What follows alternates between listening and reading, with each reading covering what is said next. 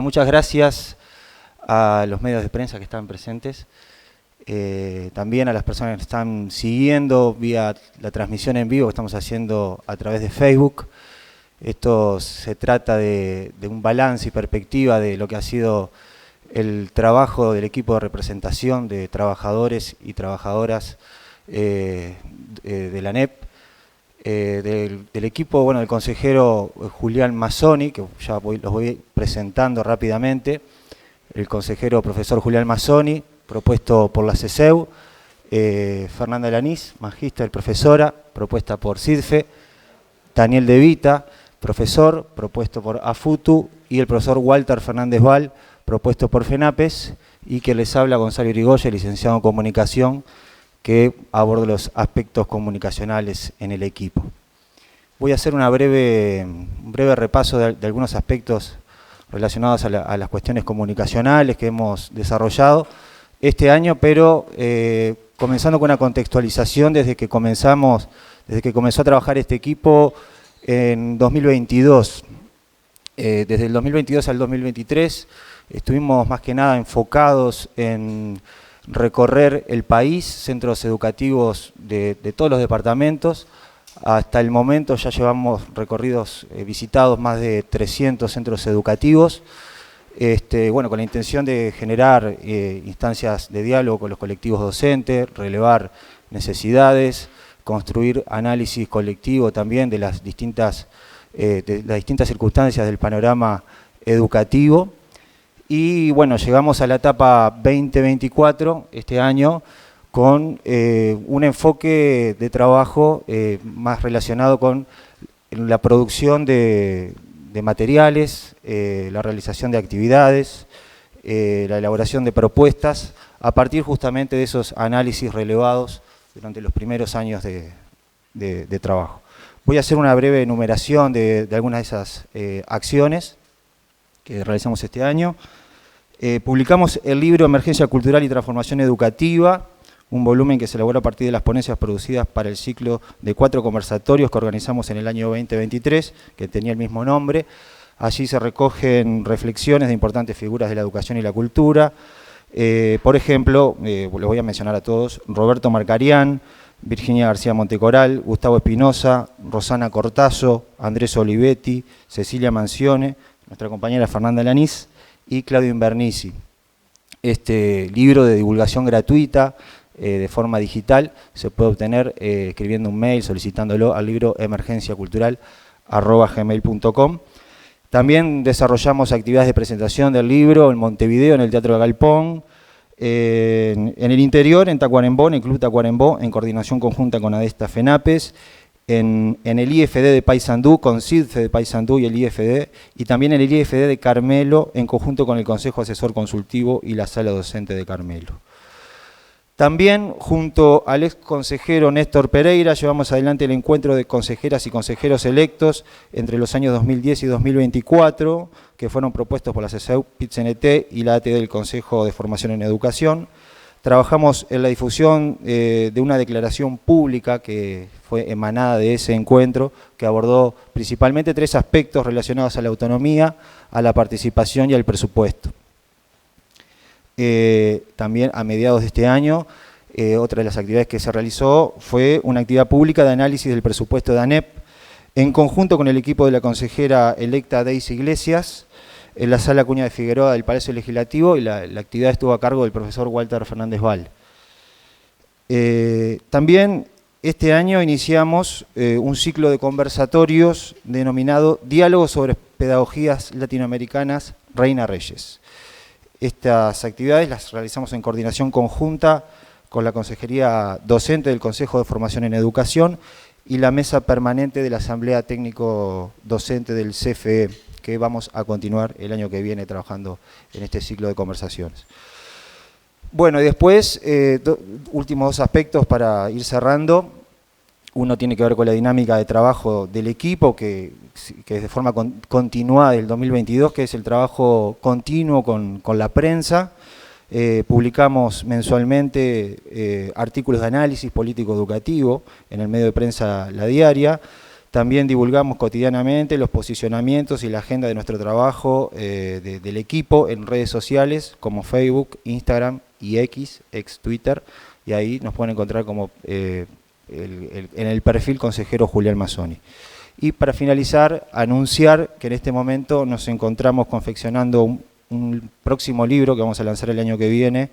que se va a llamar Poder Educador, Disputas por la Educación Pública, y allí compilamos los artículos que nuestro equipo ha publicado en La Diaria durante los últimos 3 años, y bueno, el volumen va a contar también con participaciones especiales de destacadas figuras de la cultura y de la educación latinoamericana también. Así que bueno, por ahí redondeamos. Paso la palabra a la compañera Fernanda Lanís.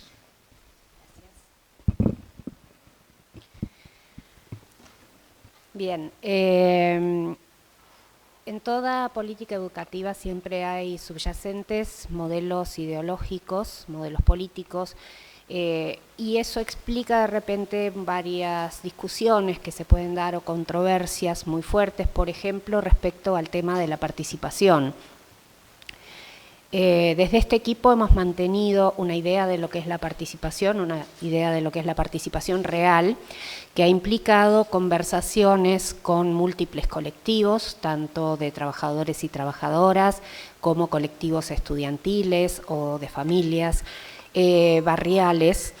y eso muchas veces nos ha llevado a estar en el medio de ciertas situaciones, como ocupaciones, buscando la mejor salida posible, intentando siempre que el diálogo sea lo que prime. No siempre hemos tenido éxito en cuanto a que el concepto de participación que se está manejando desde las autoridades designadas político-partidariamente es diferente a este que nosotros manejamos,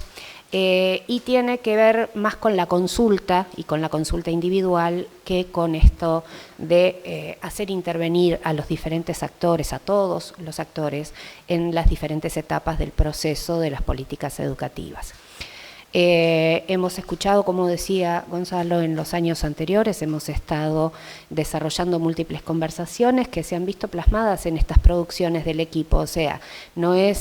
son nuestras ideas puras, sino que vienen de una relación con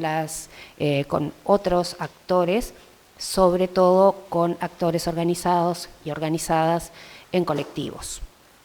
Me voy a referir en particular al sistema al que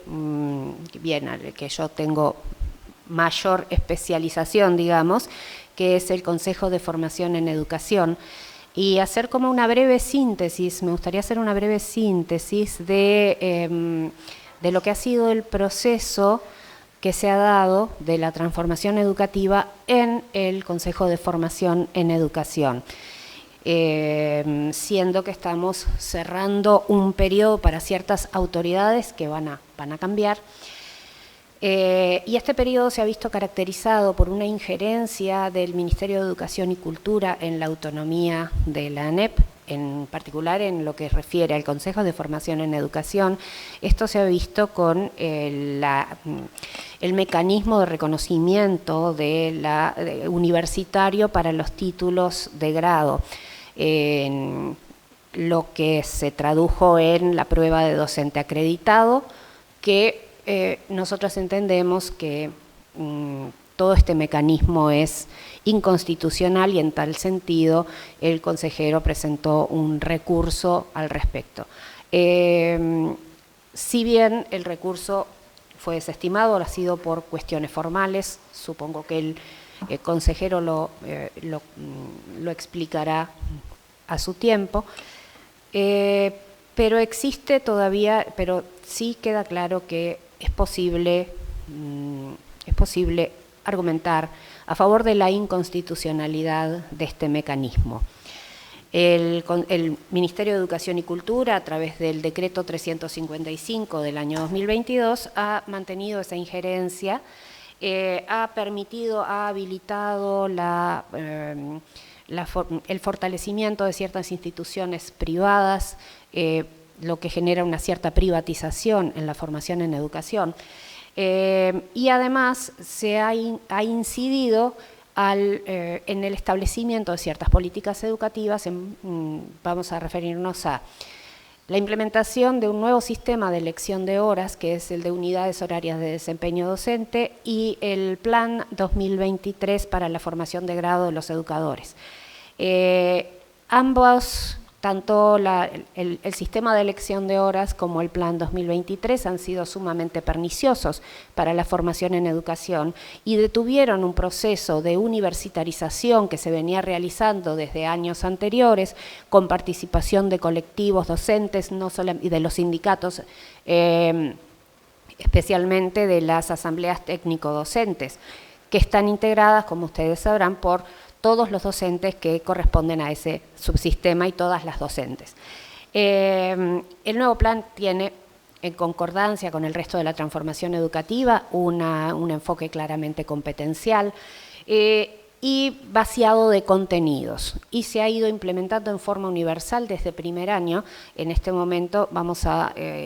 pasar en el año 2025 al tercer año en el que se implementa en todas las carreras. Se han fusionado carreras, han desaparecido carreras, se han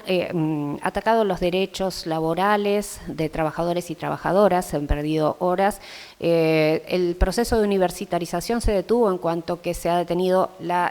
se tienen menos horas para la investigación y la extensión, y se han desarmado las salas docentes. No hay una estructura de cargos que sostenga una posible, que sostenga el plan tal como está planteado. Una serie de dificultades en cuanto a, por ejemplo, la semestralización, la acreditización,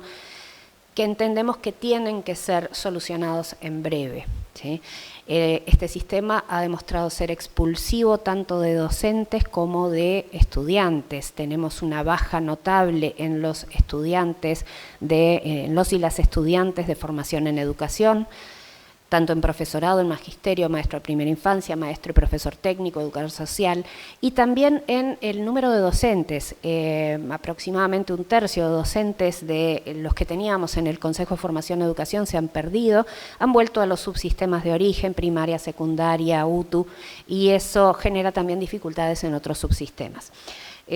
Hacemos énfasis en el Consejo de Formación en Educación porque afecta a los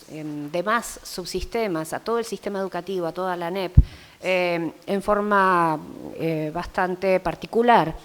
porque es en donde se están formando las futuras y los futuros profesionales de la educación. Entendemos que sigue corriendo riesgo el Consejo de Formación en Educación si no se generan ciertos cambios rápidamente, si no se detienen ciertos procesos, si no se le da real participación a los colectivos que han venido denunciando, han venido fundamentando sus denuncias. Es decir, esto no ha sido, desde los colectivos no ha habido una irresponsabilidad, sino que han asumido muy responsablemente la elaboración de alternativas y la fundamentación pedagógica, laboral, jurídica de su negativa a determinadas políticas que se han llevado a cabo durante este periodo. Esperamos que en el próximo periodo los y las trabajadoras y los colectivos estudiantiles tengan una participación real, en el sentido en que este equipo entiende la participación real. Y para eso habrá que rever estas políticas que se han ido implementando y que han sido sumamente perjudiciales para todo el sistema educativo. Y si es perjudicial para el sistema educativo, también lo es para la sociedad uruguaya en su conjunto. Esperamos el comienzo del nuevo año con mucha esperanza. Sabemos que va a ser un año de mucho trabajo para este equipo, pero estamos dispuestos a asumir este trabajo como lo hemos hecho hasta el momento y a brindar la experiencia que hemos desarrollado, el conocimiento que hemos desarrollado en ese diálogo que ha sido brindado a nosotros por los colectivos para poder generar una mejor educación pública.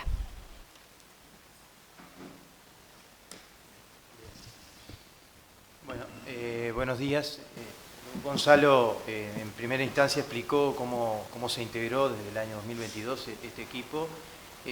y ahí fue que dejó claro que cada sindicato que apoyó la lista 11, que finalmente fue una de las listas ganadoras, ¿no?, que dieron lugar a la integración del actual Codicen con los 2 consejeros electos. Cada uno de nosotros proviene de un sindicato y eso define también una de las dimensiones del trabajo nuestro, que es la dimensión política. Pero también tiene una dimensión técnica y que nos parece oportuno mencionar en esta oportunidad, en virtud de que a veces pasa un tanto desapercibida. Esa dimensión técnica, bueno, en la parte que me toca a mí, tiene que ver con el estudio semanal de los recursos administrativos y las propuestas de instituciones que entran en sesión de Codicen los días miércoles. Explicar un poquito cómo trabajamos con este aspecto. Bueno, es la parte que me toca. Desde que integramos el equipo, como decíamos, en el año 2022, establecimos una metodología de trabajo que tiene que ver con el análisis de los recursos y instituciones, que es una de esas dimensiones técnicas, que empieza los días viernes a partir de que recibimos las propuestas ya que entran a sesión. Desde el viernes hasta el día martes aproximadamente nosotros nos dedicamos a un análisis exhaustivo de cada uno de los expedientes que dan lugar a los recursos administrativos presentados por docentes y funcionarios, y también con las propuestas de instituciones, posibles instituciones. En particular, en lo que tiene que ver con las instituciones, evidentemente por lo que implican, es decir, la destitución de un funcionario implica la inhabilitación permanente para ejercer la función pública en algunos casos, y en particular de los docentes tiene que ver con inhabilitar en forma permanente el ejercicio del rol. Por lo tanto, es un grave perjuicio a la carrera que implica la destitución, por lo cual nosotros profundizamos mucho en el análisis de estos expedientes, sobre todo para garantizar, o velar que se garanticen o que se den las garantías del debido proceso en cada uno de los procedimientos. Eso para nosotros es fundamental. En este sentido, mencionar también que en virtud de que son 2 equipos, como ya saben, hay compañeros hoy que nos acompañan del otro equipo, de la consejera Daisy Iglesias, también trabajamos en forma coordinada con quien tiene a su cargo esta dimensión en el equipo de Daisy, que es la doctora Silvana Celaye. Con ella, en general, coordinamos el análisis de los expedientes para, bueno, que los consejeros también puedan alinear sus posiciones de alguna forma, que luego van a transmitir a la sesión de Codicen, ¿verdad? Vale decir que nosotros como asesores, nuestro rol es justamente, luego del análisis que hacemos, coordinar con cada uno de los consejeros, en el caso nuestro con el profesor Julián Mazzoni, quien es obviamente quien tiene la última palabra luego y quien tiene la responsabilidad también de asumir determinadas posiciones en el Consejo Directivo Central de su sesión. En cuanto a el vínculo con docentes y funcionarios, también decirles que semanalmente recibimos a los colegas, trabajadores en realidad, tanto colegas docentes como funcionarios y funcionarias que vienen a hacer distintos planteos en relación, la mayoría de las veces, con expedientes que tienen en curso dentro de Codicen. En esos casos también hacemos un seguimiento sistemático, exhaustivo, con comunicación permanente con ellos para tenerlos al tanto de cuál es el proceso y cuáles son las etapas que se van dando, ¿no?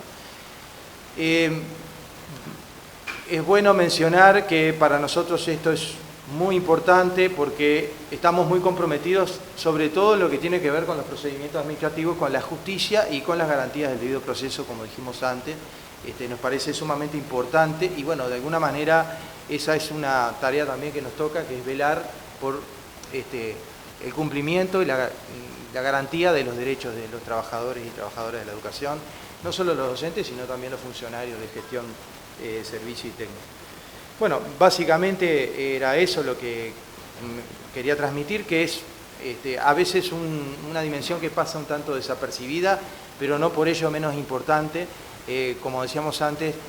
muchas veces se juega la carrera docente, la carrera funcional en un expediente, y para nosotros eso es un aspecto central, y por eso también en esta instancia queríamos mencionarlo y destacarlo.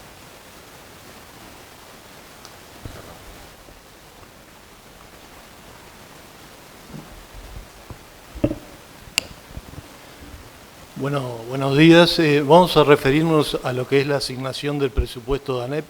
y para ello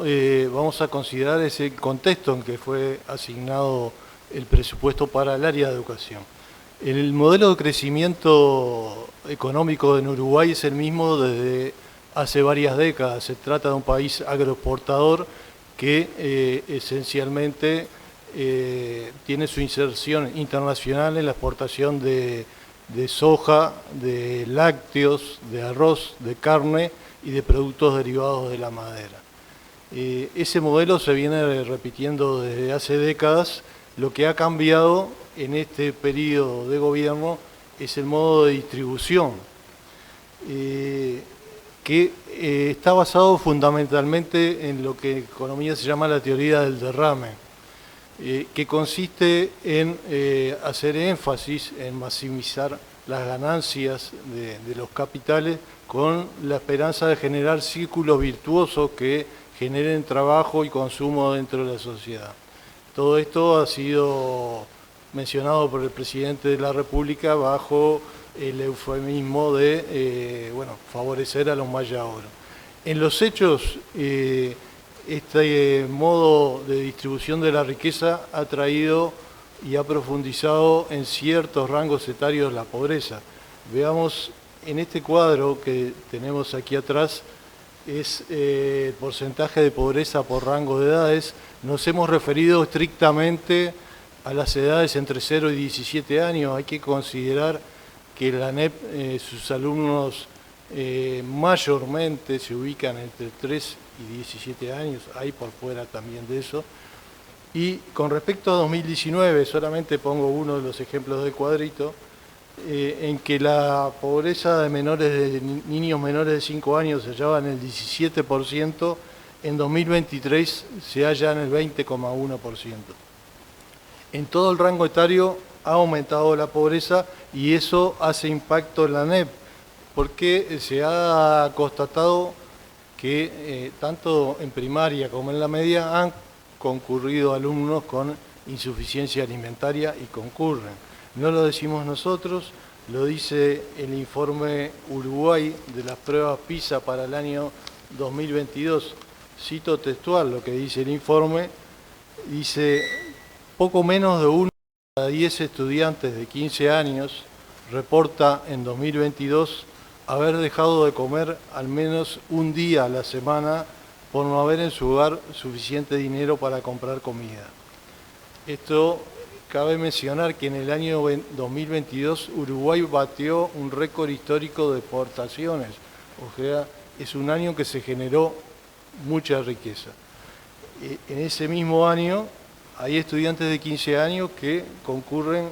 con insuficiencia alimentaria. Un hecho inadmisible desde el punto de vista de los derechos humanos, pero también inadmisible para un país que produce alimentos para 30 millones de personas y que tiene el índice de vacunos per cápita más alto del mundo, 3.5 millones según el último censo, con algún margen de error, de habitantes para casi 12 millones de cabezas de ganado. Es muy importante considerar cómo se distribuye la riqueza generada.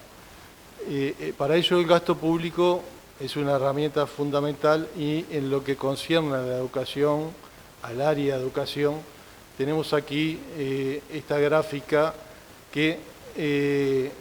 considera dos cosas. Uno es el gasto público en el área de educación, donde entra la Universidad de la República, la UTEC, el Ministerio, el Plan Ceibal, etc. Y la gráfica que está en la parte inferior es el gasto destinado a ANEP en relación al PBI.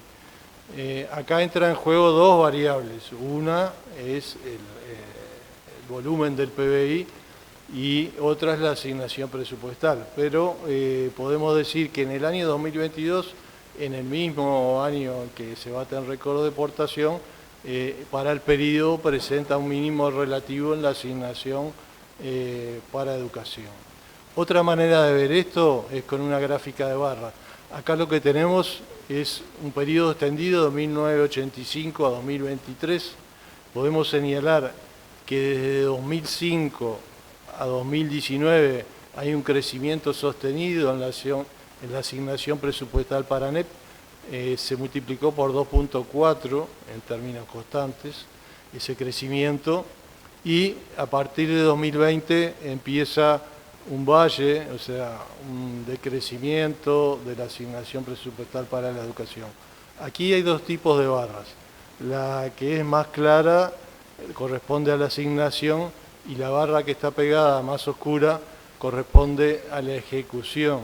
No es lo mismo los dineros que ejecuta el ente autónomo que a los que se le asignan. Se les puede asignar determinado dinero y no ejecutarlo. La ejecución en este periodo no ha sido buena, ha ido decreciendo año a año por dos motivos fundamentales. Una, porque en algunos años hay menos asignación, y la otra, porque los porcentajes de ejecución han sido menores. En el año 2019 el porcentaje de ejecución ANEP fue de 98,9% y en el año 2023 de 96,7%. Hay un poco más de 2 puntos porcentuales de diferencia. Ustedes dirán, bueno, un punto porcentual no es tanto, pero en un presupuesto que es de los más grandes del Estado, que es de 100.000 millones de pesos, un 1% significa 1.000 millones de pesos, lo cual es un dinero importante. Avanzando aquí, tenemos acá una serie larga también, está dividido por los periodos de gobierno. Me interesa señalar que de 2005 a 2019 hay un crecimiento de los salarios docentes que en términos reales o en pesos constantes duplicó el poder adquisitivo de los docentes, de 2005 a 2019. Después empieza un recorte salarial, una especie de valle que presenta, bueno, también mínimos históricos.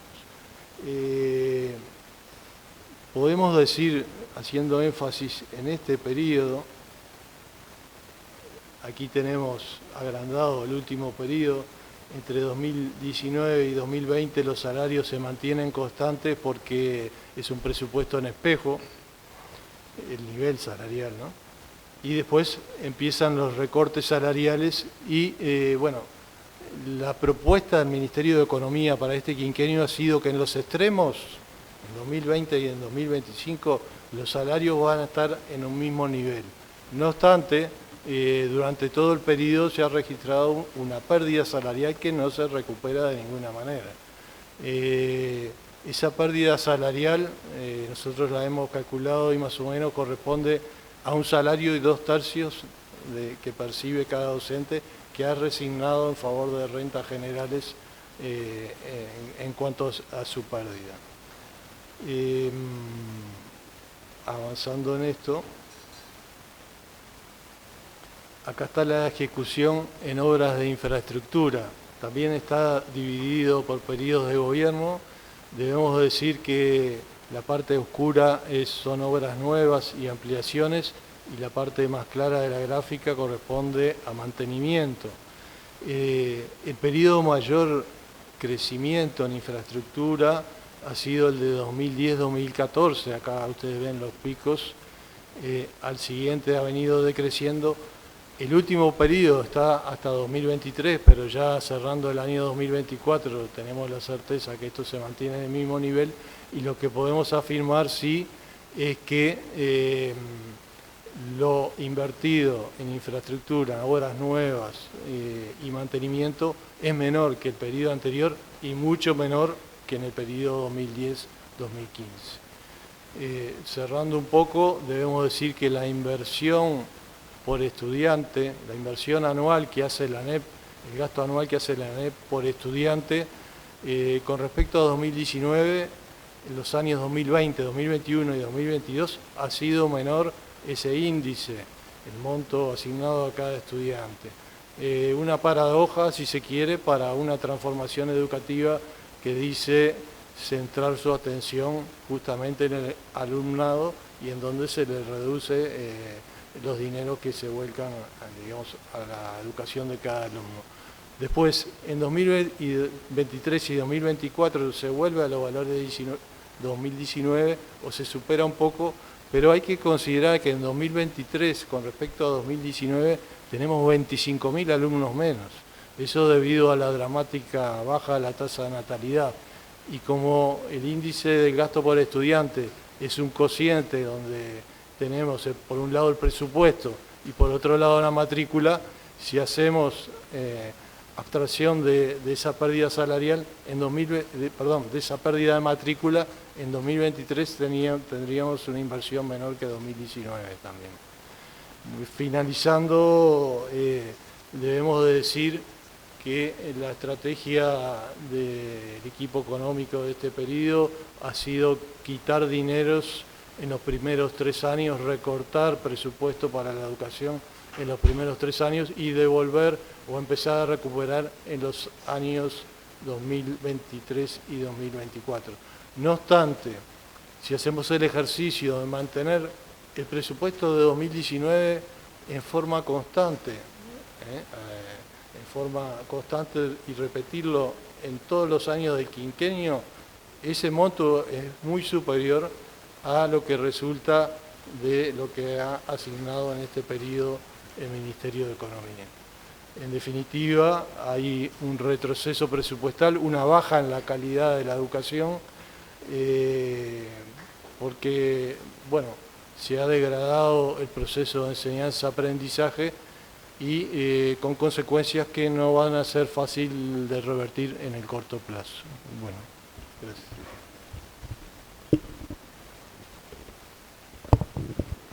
Como ustedes pueden ver, más o menos hemos tratado de trasladar lo que hemos venido haciendo en estos años, pero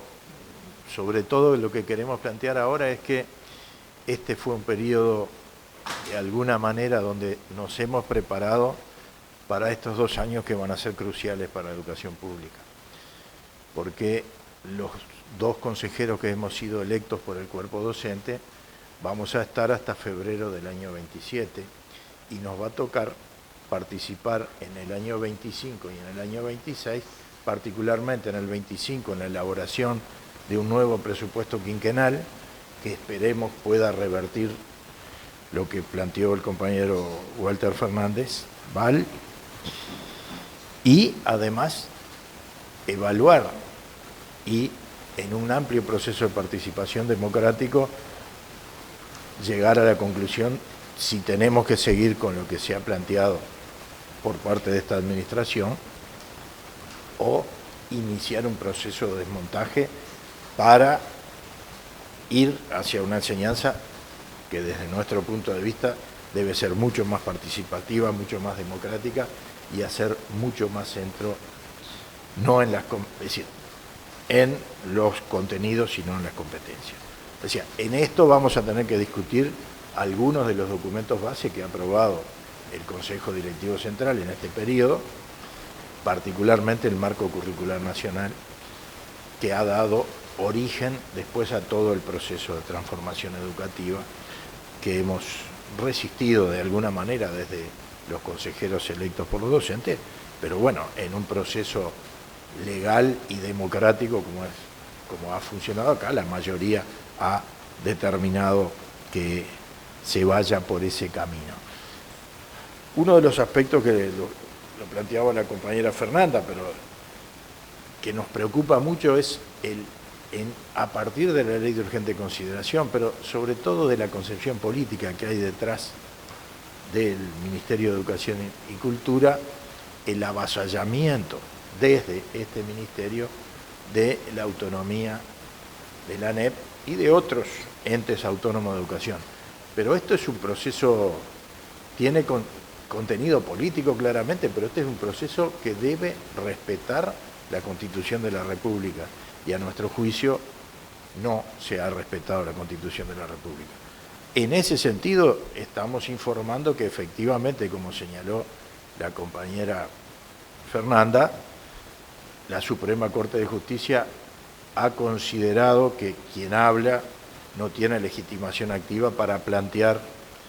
ese proceso de inconstitucionalidad respecto al artículo 198 de la Ley de Urgente Consideración. Pero no se pronunció sobre el fondo del problema y además en la propia sentencia establece que debería ser todo el Consejo Directivo Central el que tuviera esa legitimación. Proceso que no descartamos que más adelante pueda llevarse adelante en la medida que se modifique el Consejo, la forma en que funciona el Consejo Directivo Central. Y recientemente en ese proceso de avasallamiento hemos denunciado la existencia de un nuevo decreto sobre la enseñanza terciaria, no universitaria y universitaria, modificando el decreto anterior que a nuestro juicio profundiza el proceso de privatización, elimina el representante de la Administración Nacional de Educación Pública en el Consejo Consultivo de la Educación Terciaria Superior, flexibiliza de manera radical los aspectos de contralor que podía tener el Estado sobre el funcionamiento de estas instituciones, de tal manera que baja las exigencias para los grados y títulos intermedios de manera bastante importante. No nos queremos extender en esto. El Consejo Directivo Central de la ANEP ha solicitado un informe a la asesoría letrada sobre este último documento y estamos a la espera de lo que puede pasar desde ahí. No obstante, nos preocupa que en un proceso de transición, un decreto que va a entrar en vigencia el 10 de enero, cuando el nuevo gobierno, primero el Parlamento, el 15 de febrero, y el 1 de marzo asume el nuevo gobierno, se haya planteado de manera inconsulta 2 días después de la elección nacional que determinó que va a haber un cambio de gobierno. Entonces, estos son algunos de los temas que nos preocupan, pero lo que queremos trasladar a la población en general, pero particularmente a los docentes a quienes representamos, es que pensamos que se abre una nueva etapa, que estamos preparados para hacer los aportes y hacer oír la voz de los docentes a quienes, insistimos, tratamos de representar de la mejor manera en el proceso de elaboración de un presupuesto que el partido que ganó la elección señala que tiene que ser el 6% del PBI en su programa. Trabajaremos en ese sentido y sobre todo en la necesidad de profundizar y democratizar la actividad de toda la Administración Nacional de Educación Pública y especialmente un tema que ha sido muy preocupante y que tiene que ver con esos